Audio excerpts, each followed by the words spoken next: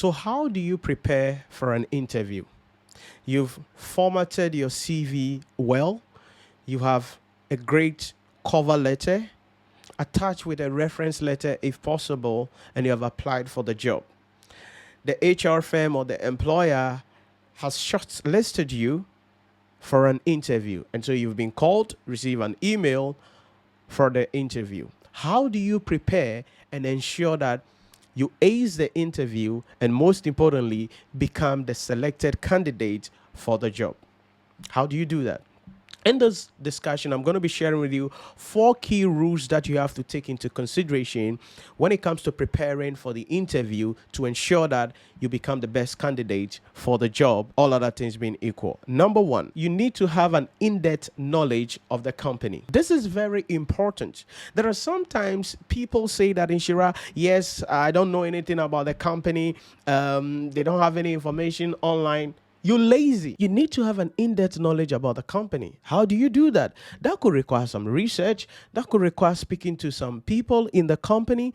Or sometimes it could mean that even visiting a branch or the place you're applying for the job as a customer to make inquiry. And what you're doing there is to, familiarize yourself with the environment. Look at the way they talk. Look at the way they dress. So that is the first thing. You must have an in-depth knowledge about the company, because sometimes you may be asked questions not relating necessarily to the job that you are applying for, but relating to the company as a whole. So understanding the company, knowing about them, having an understanding of some of the challenges that the company is having and how things are done within the company helps you to better prepare for the interview. That's the first thing. The second thing is that you need to practice your speaking, voice, and body language. This is very important. So your voice and body language tells a lot about you when you are answering a question or having a conversation with somebody. Your posture, facial expression, hand gestures, your voice are all crucial to the interview. Because if you are asked a question and then your posture is in a certain way, it tells the interviewer what it means. If your hand gestures are wrong, it tells the interviewer what you're actually saying. If your body posture is wrong, it tells the interviewer what you're saying. So it is important that your voice, your hand gestures or body language synchronize so that you are not saying one thing, but then your voice sounds differently and your gestures or body language also tells or communicates another thing. So the 3 must be in sync. The words coming from your mouth must be in sync with the tone and must also be in sync with your posture or body language. So there are a couple of things that you need to understand here. At the interview, you need to ensure that you learn to sit upright. It's important. You cannot be sluggish. You cannot cross your leg and sit some way. You need to sit upright. It's very important, because sitting upright illustrates that you are attentive, you are focused, and it informs the person you are talking to that you're taking this serious. Number 2, keep a genuine smile, but do not overuse it. A genuine smile, but don't overuse it, because there are some, smile is very key because it helps you to relax your nerves and helps you to think better. So keep a genuine smile, but don't overuse it. The third thing under that is that learn to use your hand gestures smartly. Learn to use your hand gestures smartly. Yes, you cannot be answering questions and have your arms folded. Sometimes you would have to, throw your hands, but you have to be careful, because if you are talking to a panel and depending on the culture you are in, you are always using your left hand.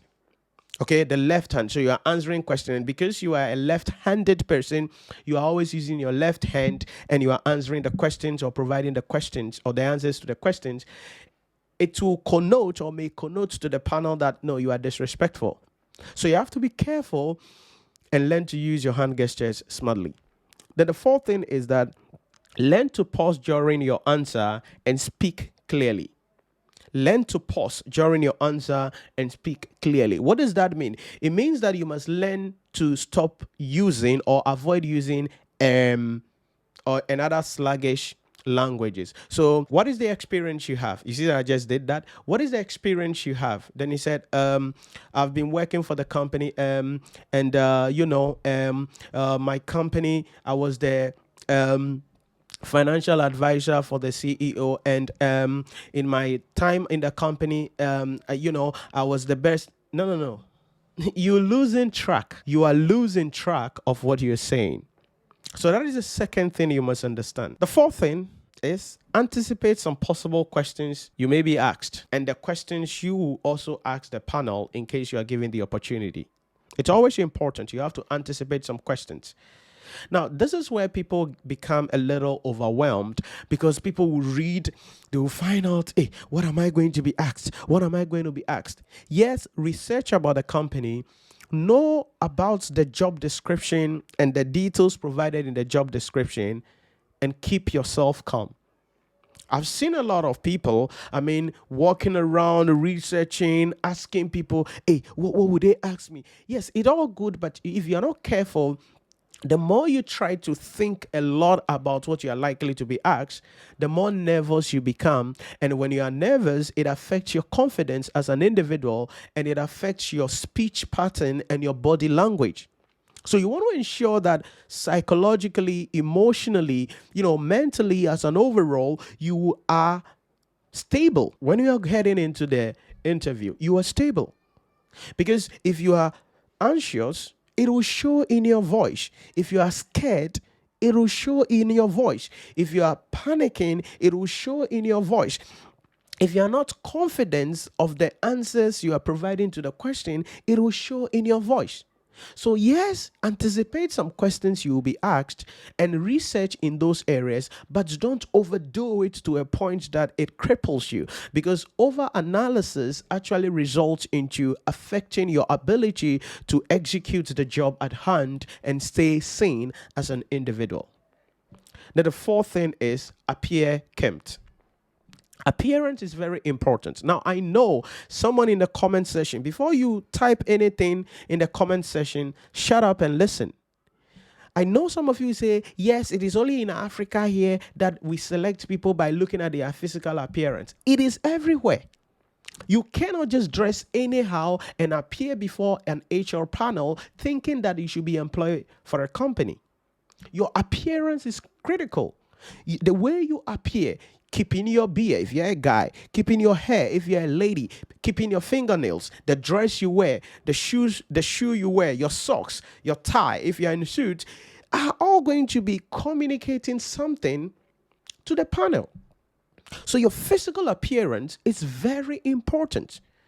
Don't say it is in Africa. No, it's everywhere. It is everywhere. You don't appear the way you like and think the company should employ you. You appear to align yourself with the culture of the company 99.9% of the time. These are the four things that you have to take into consideration when preparing for an interview. So number one, have an in-depth knowledge of the entity. Number two, practice your speaking voice and body language. Number three, anticipate some possible questions you may be asked, and the question that you would ask the panel if you are given the opportunity. And then number four, make sure you appear kempt. Keep your beard, keep your hair, keep your nails, keep everything right. Make sure you smell great, and ensure that you are appearing as a reasonable individual that can be employed by the company.